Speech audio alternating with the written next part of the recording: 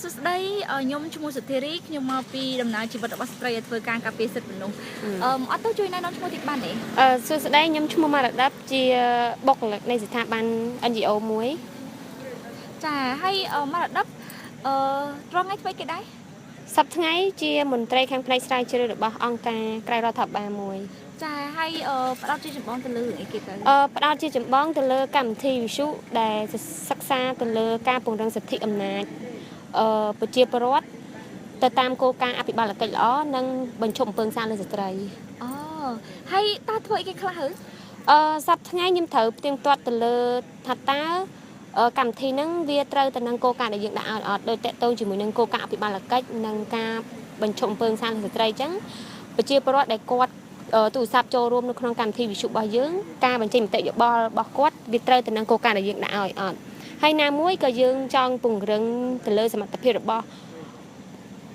បុគ្គលិកមន្ទីរព័ត៌មានតាមខេត្តហ្នឹងឲ្យគាត់មានសមត្ថភាពក្នុងការធ្វើកម្មវិធីវិទ្យុដែលមានតម្លាភាពមិនលំអៀងគឺផ្ដោតសំខាន់ទៅលើការលើកកម្ពស់សម្លេងប្រជាពលរដ្ឋដែលគាត់អាចដឹងថាប្រជាពលរដ្ឋគាត់មានសិទ្ធិអ្វីខ្លះនៅក្នុងការទាមទារឲ្យគាត់អភិវឌ្ឍមូលដ្ឋានរបស់គាត់និងបញ្ឈប់អំពើហិង្សាស្ត្រីបានចាហើយចុះតើមកដល់អាចប្រាប់បានទេតើធ្វើយ៉ាងណាទើបអាចคลายជាស្ត្រីម្នាក់ដែលធ្វើការនៅក្នុងស្ថាប័នមួយអញ្ចឹងបានទ្រាំតែខ្ញុំបានដល់សប្តាហ៍ថ្ងៃគឺខ្ញុំខិតខំប្រឹងប្រែងតាំងពីខ្ញុំចូលរៀនសាកលឆ្នាំទី1ព្រោះតាមពិតទៅបើយើងគិតថាជីវិតក្មេងស្រីដែលគាត់នឹងប្រឡូកនៅក្នុងសាកលវិទ្យាល័យវាពិបាកសម្រាប់គាត់ណានៅពេលដែលយើងមករៀននៅសាកលវិទ្យាល័យនៅពេញជាពិសេសគឺជាកន្លែងដែលបើយើងគិតថាវាជាកន្លែងដែលរញ៉េរញ៉ៃជាងគេបំផុតហើយសឹងតែយើងថា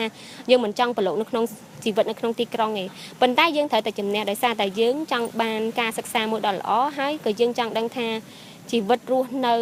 ក្នុងនាមយើងជាស្ត្រីដែលយើងខំពុះពៀរណាំងថាស្ត្រីវិជ្ជកម្មជុំគឺយើងត្រូវតែខំប្រឹងប្រែងកំឡុងពេលដែលខ្ញុំរៀននៅក្នុងសាកលវិទ្យាល័យខ្ញុំខិតខំស្វែងរកព័ត៌មានណាដែលតាក់ទងជាមួយនឹងការពង្រឹងសមត្ថភាពជាពិសេសគឺស្ត្រីដើម្បីឲ្យគាត់ព្យាយាមពុះពៀរកឧបសគ្គមិនក្រៅតែពីរៀននៅសាលាប៉ុន្តែក្រៅតែពីនៅសាលាយើងអាចចូលរួមជាមួយនឹងកម្មវិធីសហគមន៍ឬក៏កម្មវិធីរបស់អង្គការផ្សេងដែលគាត់គិតគូរពីការពង្រឹងសិទ្ធិអំណាចរបស់យុវជនដើម្បីឲ្យគាត់អភិវឌ្ឍខ្លួនឯងបានមិនពឹងផ្អែកទៅលើការរៀននៅសាលាទៅមុខទេចាហើយចុះមកដល់ហេតុអីបានជាចាប់អារម្មណ៍ធ្វើការងារតាក់ទងជាមួយការបញ្ចប់អំពើហិង្សាលើស្ត្រីខ្ញុំគិតថាអំពើហិង្សាលើស្ត្រីវាជារនាំងដ៏ធំមួយដែលធ្វើឲ្យជាពិសេសគឺស្ត្រីក៏គាត់មិនអាចងើបចេញពីផ្នត់គំនិតដ៏ចាស់កម្រិលដោយសារតែគាត់គិតថាស្ត្រីបើសិនជាគាត់មិនខំប្រឹងប្រែងងើបដោយខ្លួនឯងគឺមានអ្នកជួយគាត់ទេអញ្ចឹងយើងគិតថានៅពេលដែលយើងអាចបញ្ឈប់អំពើហិង្សាលើស្ត្រីបានអ្នកផ្សេងទៀតក៏គាត់អាចដឹងថា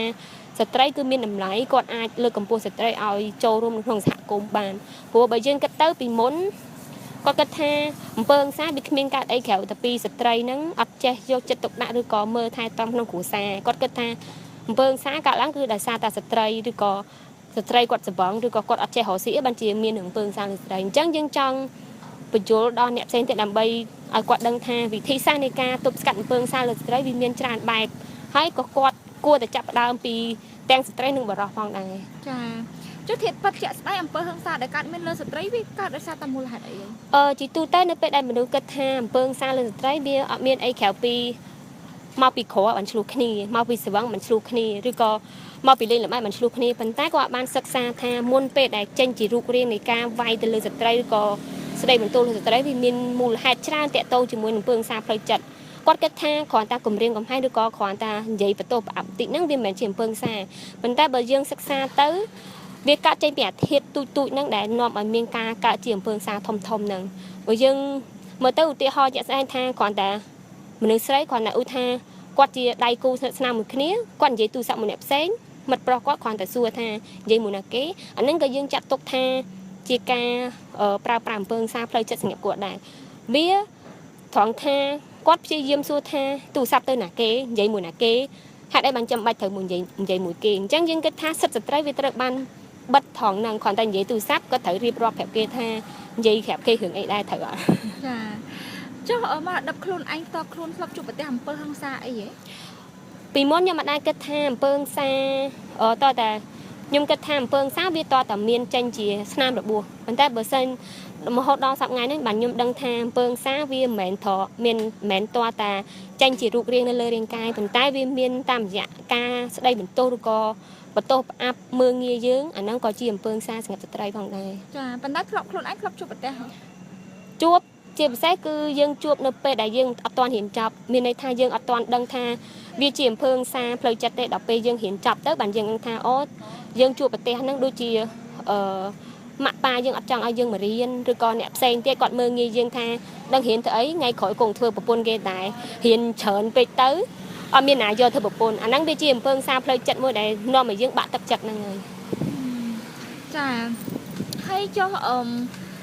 បើសិនជាតើមកដឹកធ្វើយ៉ាងម៉េចដើម្បីជំនះរាល់អំពើហិង្សាដែលកើតមានលើខ្លួនឯងអញ្ចឹងណាតកតងមួយអំពើហិង្សាបើយើងទៅថាអំពើហិង្សាផ្លូវចិត្តតើតែយើងសិក្សាបានច្រើនដូចជាយើងព្យាយាមរកព័ត៌មានមួយចំនួនដែលជាវិធីសាស្ត្រលើកទឹកចិត្តស្ត្រីឲ្យគាត់គិតថា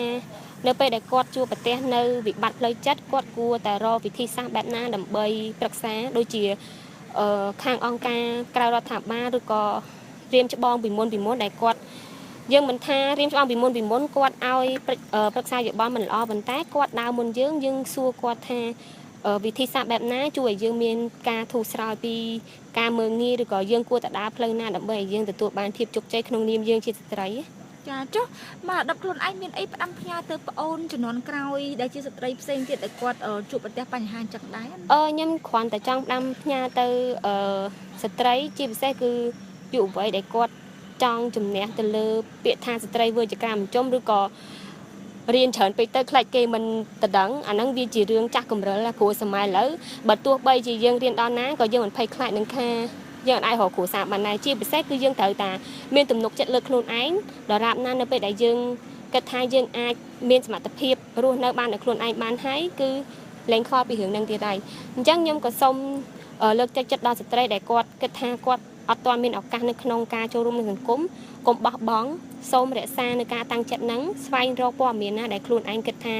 យើងអាចចូលរួមបានបើសិនជាយើងរកអត់ទាន់គ្រប់គ្រាន់យើងខិតខំស្វែងរកជាពិសេសដូចជាតាមរយៈវិទ្យុឬក៏កាសែតឬក៏ទូរទស្សន៍ជាប្រព័ន្ធផ្សព្វផ្សាយដ៏ល្អបំផុតសម្រាប់យើងនៅក្នុងការដែលយើង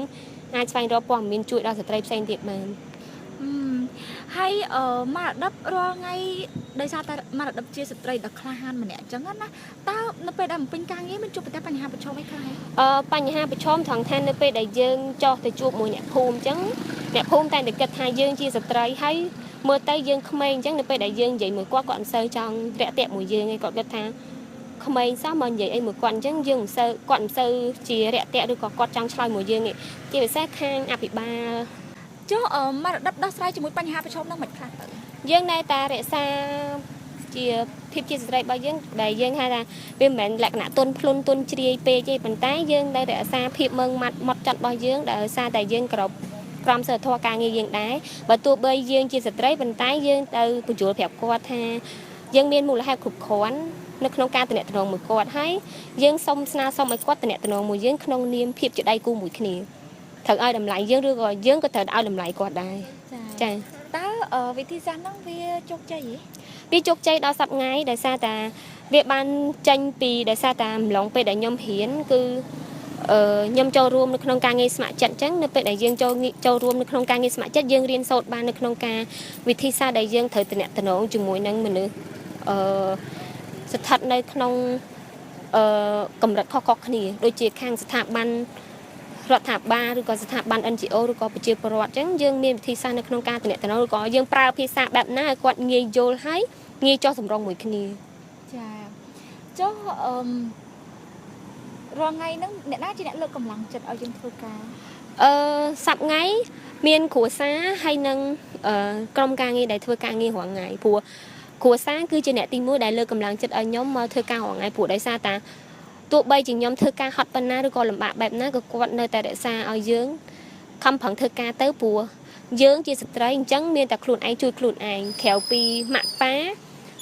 បើសិនជាអត់ពីគាត់ទៅគឺយើងត្រូវតែរក្សាកម្លាំងចិត្តឬក៏សមត្ថភាពដើម្បីជួយខ្លួនឯងហើយមួយទៀតគឺអ្នកកន្លែងការងារគាត់ថាយើងត្រូវតែជំនះអារបាំងដែលនិយាយថាស្ត្រីធ្វើអីមិនកើតមិនស្មើនឹងបរិសុទ្ធយើងត្រូវតែធ្វើរឿងហ្នឹងព្រោះសមត្ថភាពដូចគ្នាខួរក្បាល ដូចគ្នាឯងអត់មានអីខុសគ្នាគ្រាន់ថាមួយភេទប្រុសមួយភេទស្រីឯងអញ្ចឹងវាមានអីខុសគ្នាគ្រាន់តែ ឥឡូវមរតកមានសារអីផ្ដាំផ្ញើទៅឪពុកម្ដាយឬក៏សហគមន៍ដែលគាត់មានកូនស្រីឯង សម្រាប់ពូមីងឬក៏អ៊ំស្រីអ៊ំប្រុសឬក៏លោកតាលោកយាយដែលគាត់មានកូនឬក៏ក្មួយឬក៏ចៅជាស្រីសូមចង់និយាយថាខ្ញុំសូមឲ្យគាត់បើកឱកាសសម្រាប់គាត់ជាស្ត្រីដើម្បីអនាគតគាត់គឺក្នុងនាមគាត់ជាស្ត្រីនៅពេលដែលគាត់អាចឈរលើចំហមួយយ៉ាងក្នុងនាមជាស្ត្រីដែលរឹងមាំគឺថ្ងៃក្រោយគឺអត់ចាំបាច់ព្រួយបារម្ភថាគាត់នឹងទៅជាយ៉ាងណាឬក៏ព្រួយបារម្ភថាអ្នកណានឹងធ្វើបាបគាត់ទេនៅពេលដែលគាត់មានឱកាសចាប់យកនៅការងារក្នុងសង្គមហើយពុកម៉ែឬក៏អ៊ំពូមីងនឹងសប្បាយចិត្តនឹងលែងព្រួយបារម្ភក្នុងនាមគាត់ជាចៅស្រីឬក៏ជាប្អូនស្រីឬក៏ជាក្មួយទេដែរព្រោះថ្ងៃក្រោយគាត់នឹងប្រើប្រាស់អ្វីដែលគាត់រៀនសូត្រពីសង្គមហ្នឹងចែកលំលែកទៅគាត់វិញហើយថាធ្វើបែបណាដើម្បីចិញ្ចឹមកូនឲ្យបានល្អដូចស្រងថ្ងៃនេះចុះមានអីផ្ដាំផ្ញើទៅក្រុមអ្នកដែលប្រព្រឹត្តអំពើហិង្សាលើស្ត្រីណាខ្ញុំសូមផ្ដាំផ្ញើទៅមិនថាបរិសុទ្ធឬក៏ស្ត្រីដែលគាត់តែងតែប្រើអំពើហិង្សាលើស្ត្រីសូមឲ្យគាត់ពិចារណាឡើងវិញថាគួរតាចង់និយាយថាសូមបញ្ឈប់ការប្រើប្រាស់អំពើហិង្សាលើស្ត្រីទាំងផ្លូវកាយទាំងផ្លូវចិត្តទាំងផ្លូវភេទទាំងផ្លូវសេដ្ឋកិច្ចព្រោះវាគ្មានផលប្រយោជន៍ណាដែលយើងនឹងទទួលបានវិញក្រោយពីការធ្វើអំពើហិង្សាលើស្ត្រីវាមានតែការសោកស្ដាយការឈឺចាប់ឬក៏បែកបាក់គ្នាយើងគិតថាយើងធ្វើឲ្យយើងស្ដាយក្រោយវាមិនមែនជាលទ្ធផលល្អសម្រាប់ខ្លួនយើងទេវាមានតែមានស្នាមប្រេះស្រាំដែលថាសឹងតែប៉ះវិញសឹងតែមិនបានណាហើយអ្នកដែលទទួលផលមានតែអ្នកណាមានតែអ្នកដែលនៅជុំវិញគាត់ព្យាយាមជួយយើងជួយទាំងថាជួយទាំងបង្ខំអ្នកខ្លះជួយទាំងបង្ខំអ្នកខ្លះជួយអស់ពីដៃពីជើងហើយយើងនៅតែមិនស្ដាប់